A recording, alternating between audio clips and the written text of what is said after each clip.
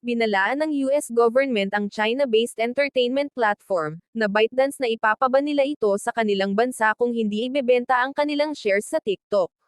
Ito ay dahil maghihigpit ang Western powers kabilang na ang European Union at Estados Unidos, kasunod ng pangambang gamitin ng mga Chinese officials ang user data o information para makapang abuso. Mas tumindi ang pag-aalalang ito ng US matapos barilin ang isang Chinese spy balloon sa airspace ng US. Ayon kay US National Security Advisor Jake Sullivan, noong nakaraang linggo ay inihain ng White House ang panukalang batas na magbibigay ng kapangyarihan kay President Joe Biden na i-ban ang TikTok sa kanilang bansa.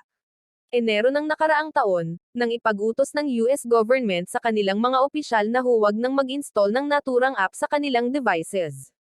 Samantala, sa ibang balita handa naman ang US na ipagtanggol ang Pilipinas. Inulit ni US Vice President Kamala Harris ang pangako ng Amerika na ipagtatanggol ang Pilipinas sakaling magkaroon ng armadong pag-atake sa South China Sea. Sa pakikipagpulong kay Pangulong Ferdinand Marcos Jr. sa Malacanang, binanggit ni Harris ang 1951 Mutual Defense Treaty na batayan para ipagtanggol ng Amerika ang Pilipinas. An armed attack on the Philippines, armed forces, public vessels or aircraft in the South China Sea would invoke U.S. mutual defense commitments.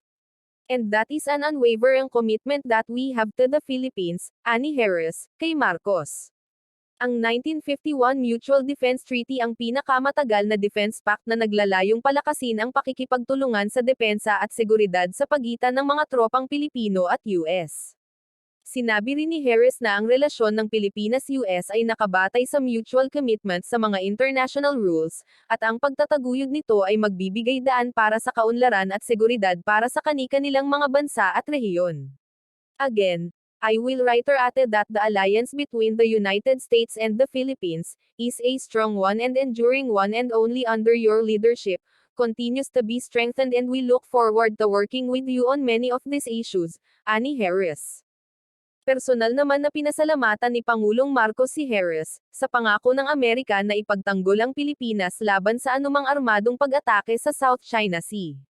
And I thank you for the very strong commitment that you have just made for the US to be defensive of the Philippines, ani Marcos. Samantala, sinabi ni Harris na inaabangan din niya ang kanyang bilateral na pagpupulong kay Marcos upang talakayin ang mga isyong kapwa nila isinusulong katulad ng climate crisis, clean power at investment sa renewable energy. Nagpasalamat din si Harris kay Marcos sa mainit na pagtanggap sa kanya at sa delegasyon ng US. Dumating si Harris sa Pilipinas noong linggo, ang unang pagbisita sa loob ng 5 taon ng isang mataas na opisyal ng Amerika buhat ng bumisita si dating US President Donald Trump sa bansa noong 2017. Kasama ni Harris ang kanyang asawang si Second Gentleman Doug Emhoff. If you want like this topics, please like, share and subscribe for more videos. Thank you so much.